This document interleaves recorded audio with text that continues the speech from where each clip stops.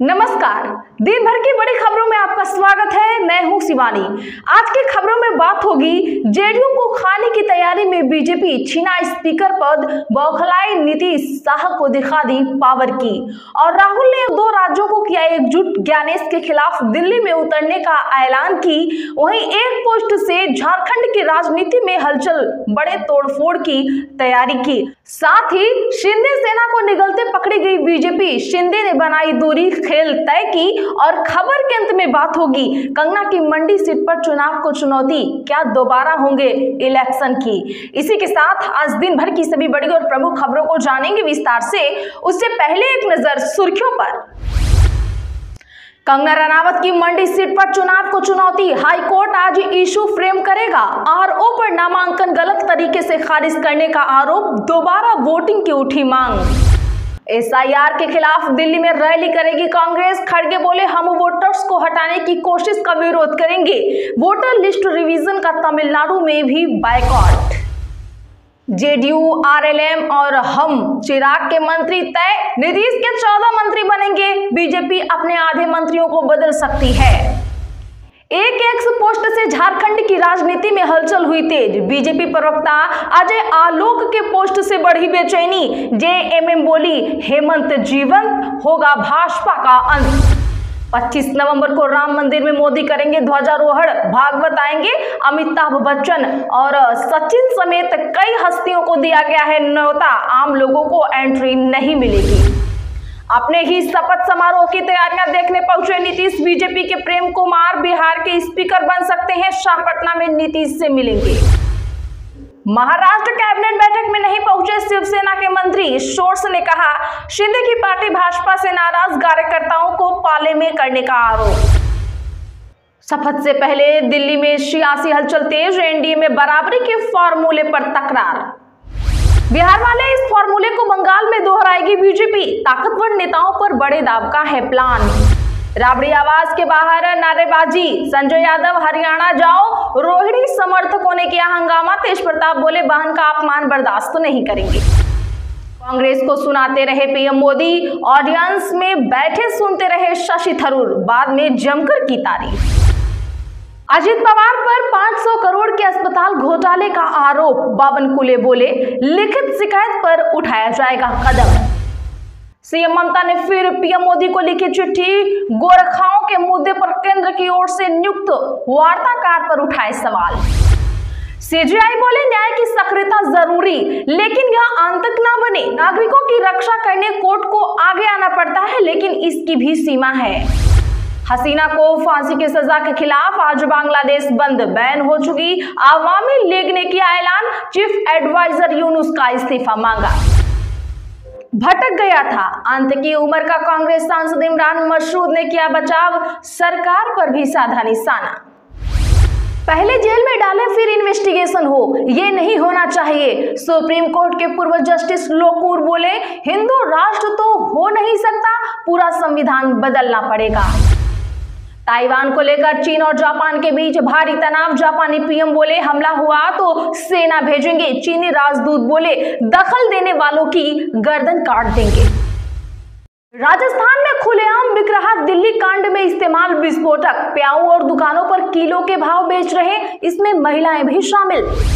Saudi को F-35 देने पर अमेरिकी एजेंसियां हुई चिंतित, चीन को मिल सकती है एडवांस तकनीक, क्राउन प्रिंस के दौरे पर 48 फाइटर जेट की डील संभव।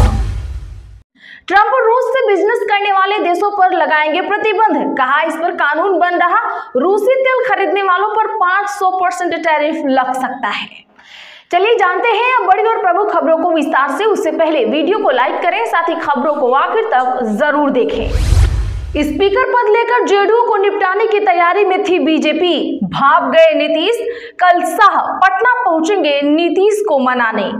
दरअसल बता दें कि दिल्ली में बिहार की नई सरकार का खाका तैयार हो रहा है। सूत्रों से मिली जानकारी के अनुसार बीजेपी स्पीकर और डिप्टी स्पीकर के पद पर दावा कर रही है, लेकिन जेडीयू भविष्य में किसी तरह की तोड़फोड़ के आशंका के चलते स्पीकर का पद बीजेपी को देने के लिए तैयार नहीं है। इसके अलावा सरकार में बराबर की भागीदारी को लेकर जेडीयू और बीजेपी में खींचतान मची हुई है। खींचतान की खबर के बीच ये जानकारी आई है कि बीजेपी विधायक प्रेम कुमार को विधानसभा का स्पीकर बनाया जा सकता है। मंगलवार को वे विजय सिन्हा से मिलने उनके आवास पहुंचे। एक टीवी चैनल से बातचीत करते हुए उन्होंने कहा, पार्टी जो आदेश देगी उसका पालन करूंगा। इधर यूपी के डिप्टी सीएम केशव मौर्य और साध्वी निरंजन ज्योति बिहार में बीजेपी पर्यवेक्षक बनाए गए हैं। वहीं केंद्रीय गृह मंत्री अमित शाह 19 नवंबर को पटना पहुंचेंगे। पटना पहुंचते ही वे मुख्यमंत्री नीतीश कुमार से मिलने सीएम आवास जाएंगे। एसआईआर के खिलाफ दिल्ली में रैली करेगी कांग्रेस। खड़गे बोले, हम वोटर्स को हटाने की कोशिश का करेंगे विरोध। जी हां, कांग्रेस ने 12 राज्यों में एसआईआर को लेकर बैठक की। इसमें पार्टी अध्यक्ष मल्लिकार्जुन खड़गे, लोकसभा में विपक्ष के नेता राहुल गांधी भी शामिल हुए। पार्टी दिसंबर के पहले हफ्ते में दिल्ली के रामलीला मैदान पर एसआईआर के खिलाफ रैली करेगी। आज की बैठक में केसी वेणुगोपाल, संबंधित राज्यों के कांग्रेस प्रभारी, प्रदेश अध्यक्ष, कांग्रेस विधानमंडल दल के नेता तथा उन राज्यों के कांग्रेस कार्य समिति सदस्यों सहित वरिष्ठ नेता शामिल हुए। बैठक में खड़गे ने कहा कि कांग्रेस वोटर लिस्ट से नाम नहीं हटाने देगी। ऐसे समय में जब लोकतांत्रिक संस्थाओं में जनता का विश्वास कम हो रहा है, चुनाव आयोग का आचरण अत्यंत निराशाजनक है। चुनाव आयोग को ये बताना चाहिए कि वह भाजपा की छत्र छाया में काम नहीं कर रहा है। भाजपा वोट चोरी के लिए एसआईआर को हथियार बनाने की कोशिश कर रही है। अगर चुनाव आयोग ने नजरअंदाज कर दिया तो यह चुप्पी साध लेने जैसा होगा।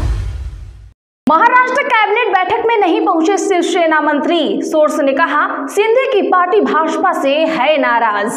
बता दें कि महाराष्ट्र में आगामी नगर निकाय चुनावों से पहले आज महायुति सरकार की साप्ताहिक कैबिनेट मीटिंग हुई। इसमें शिवसेना के ज्यादातर मंत्री नहीं पहुंचे। इससे महाराष्ट्र की राजनीति में हलचल बढ़ गई है। सचिवालय में हुई कैबिनेट बैठक में केवल शिवसेना प्रमुख और उप मुख्यमंत्री एकनाथ शिंदे मौजूद थे।